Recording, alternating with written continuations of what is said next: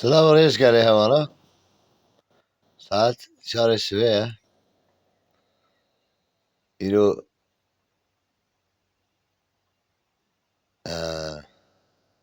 Roja dayıkanı az peşi desti dayıka xo paşi desti tamamı dayıka paştıkım. Selamun reis. Bugünün xeyri hoşida. Selamun aleyküm arkadaşlar. Malum bugün anneler günü saat 4. Sabahın 4'ü.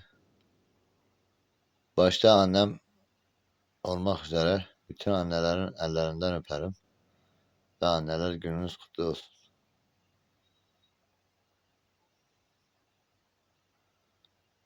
Anne gibi yer, Bağdat gibi diyar olmaz demişler.